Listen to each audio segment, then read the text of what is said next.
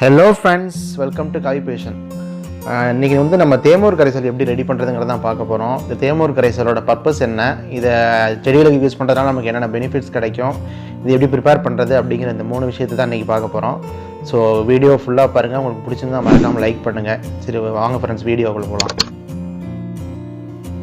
இந்த தேமூர் கரைசலுக்கு நம்ம யூஸ் பண்ணுற 2 விஷயம் என்னென்னா தேங்காய் பாலும் மோரும். இந்த மோர் வந்து புளிச்சதாகவோ இல்லை புளிக்காததாகவோ எடுத்துக்கலாம், எந்த பிரச்சனையும் இல்லை.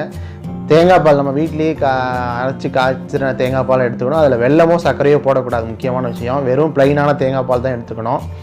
நீங்கள் தேங்காய் பாலும் சரி மோரும் சரி ரெண்டுமே ஈக்குவலான குவான்டிட்டியை தான் நம்ம மிக்ஸ் பண்ணணும். ஸோ எந்த அளவு வேணால் எடுத்துங்க, ஒரு அளவு ஒரு குவான்டிட்டி ஃபிக்ஸ் பண்ணிவிட்டு அந்த குவான்டிட்டி ரெண்டுமே ஈக்குவலாக எடுத்துங்க. இப்போ நான் வந்து தேங்காய் பால் எடுத்து ஊற்றிருக்கிறேன்.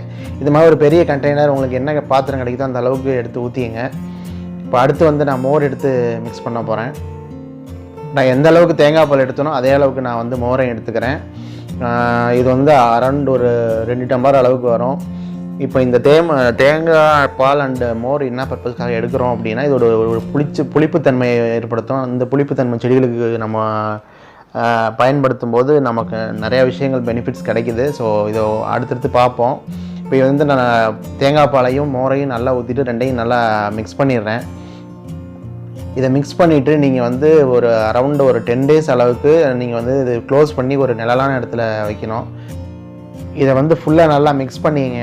நல்லா மிக்ஸ் பண்ணதுனால தான் அந்த தேங்காய் பாலும் மோரும் நல்லா மிக்ஸ் ஆனதுக்கப்புறம் தான் வந்து தேமூர் கரைசல் அந்த புளிப்புத்தன்மை நல்லா இருக்கும். ஸோ வந்து நல்லா மிக்ஸ் பண்ணிவிட்டு நம்ம இதை வந்து க்ளோஸ் பண்ணி ஒரு நிழலான இடத்துல, இது வந்து காற்று போகாத அளவுக்கு நல்லா க்ளோஸ் பண்ணிங்க. க்ளோஸ் பண்ணிவிட்டு நம்ம ஒரு நிழலான இடத்துல வைக்கணும்.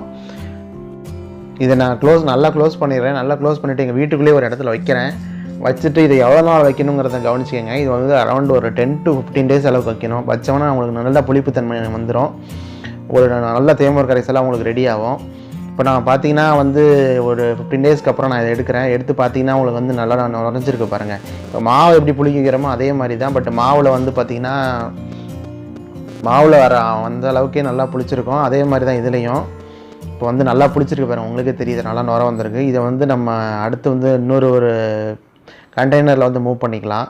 இன்னொரு வாட்டர் பாட்டில் நம்ம ஃபில் பண்ணி வச்சிட்டோம்னா அதை அடிக்கடி நம்ம எடுத்து யூஸ் பண்ணிக்கலாம்.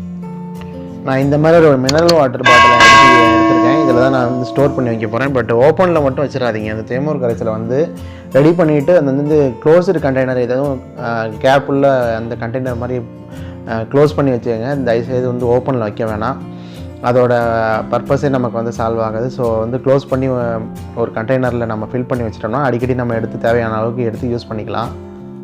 அடுத்து நான் இதை எப்படி உங்களுக்கு வந்து செடிகளுக்கு யூஸ் பண்ணணும் அப்படிங்கிறத நான் உங்களுக்கு காமிச்சிட்றேன். இதை வந்து செடிகளுக்கு என்ன பர்பஸ்க்காக யூஸ் பண்ண போகிறோம் அப்படிங்கிறத அடுத்து நான் சொல்கிறேன். இப்போ வந்து நம்ம இதை வந்து ஸ்ப்ரேயரில் எப்படி மிக்ஸ் பண்ணுறதுங்கிறத பார்ப்போம்.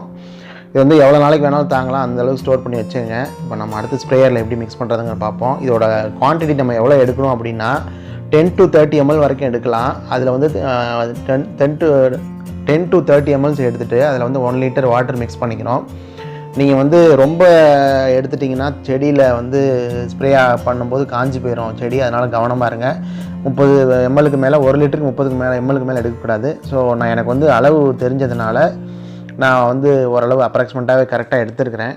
ஸோ நம்ம இதை வந்து அடுத்து ஸ்ப்ரேயரில் ஊற்றி நம்ம செடிகளுக்கு வந்து ஸ்ப்ரே பண்ணலாம். இந்த செடிகளுக்கு நம்ம தேமூர் கரைசல் என்ன பர்பஸ்க்காக நம்ம வந்து யூஸ் பண்ணுறோம் அப்படின்னா, இது வந்து பூக்கிற செடிகளுக்கு வந்து பூத்ததுக்கப்புறம் அந்த பூ வந்து உதிரும். அப்படி பூ உதிர்ந்ததுன்னா உங்களுக்கு வந்து ஈல்டு கிடைக்காது, காய் வந்து பிடிக்காது. அதனால் அந்த பூ உதிர்ற பிரச்சனையை சால்வ் பண்ணுறது தான் இந்த தேமூர் கரைசல் நம்ம யூஸ் பண்ணுறோம். இது வந்து காய் வைக்கிற செடின்னு மட்டும் இல்லை, பூ பூக்கிற செடிகளுக்கும் நம்ம யூஸ் பண்ணலாம். எந்த டைமில் யூஸ் பண்ணணும் அப்படின்னா, ஒரு செடி இப்போ நீங்கள் அவரை செடியோ இல்லை தக்காளி, வெண்டை, கத்திரி எந்த செடியாக இருந்தாலும் சரி, அது வந்து வளர்ந்து ஒரு மாதம் கழித்து ஒரு 45 நாளில் 1.5 மாதத்தில் பூ வைக்கும்.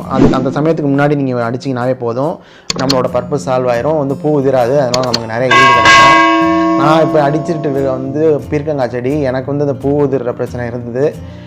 அதுக்கப்புறம் தான் நான் அடிக்கிறேன். இதை முடிச்சதுக்கப்புறம் நான் வந்து ஒரு 30 daysக்கு அப்புறமே எனக்கு நல்ல ரிசல்ட் தெரிஞ்சுது. எதுவும் 30 days ஆகும்னு சொல்ல முடியாது, உங்களுக்கு வந்து ஒரு 15 daysலேயே உங்களுக்கு வந்து நல்ல ரிசல்ட் தெரியும்.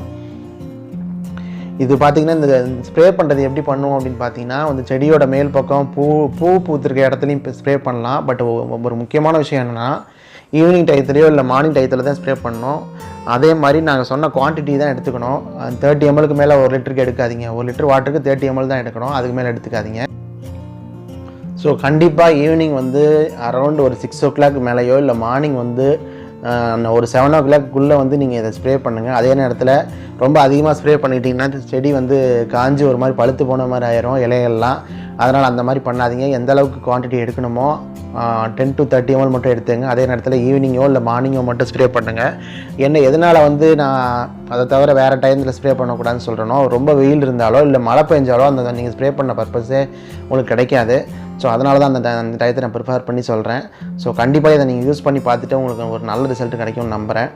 ஏன்னா எனக்கு வந்து ஒரு 15 to 20 days எனக்கு ஒரு நல்ல ரிசல்ட் கிடச்சிது. நான் பீர்க்கங்காய் செடிக்கும் நான் பீன்ஸ் செடி வச்சுருக்கேன், கத்திரி செடி வச்சுருக்கேன். இது 3க்குமே இந்த ஸ்ப்ரே யூஸ் பண்ணேன். இந்த தேமூர் கரைசல் ஸ்ப்ரே அடித்தப்போ தான் எனக்கு நல்ல ரிசல்ட் கிடச்சிது. அதுக்கு முன்னாடி எனக்கு பூவெல்லாம் வந்து ஒரு மாதிரி வாடி காஞ்சி விழுந்துக்கிட்டே இருந்தது. அதுக்கப்புறம் நான் இதை அடித்து ஒரு 15 to 20 days எனக்கு நல்ல ரிசல்ட் கிடச்சிது ஃப்ரெண்ட்ஸ். ஓகே, உங்களுக்கு நீங்களும் யூஸ் பண்ணி நல்லா பயன்பெறுங்க. உங்களுக்கு வீடியோ பிடிச்சுன்னா லைக் பண்ணுங்கள், மறக்காமல் சேனல் சப்ஸ்கிரைப் பண்ணிங்க. Thank you friends.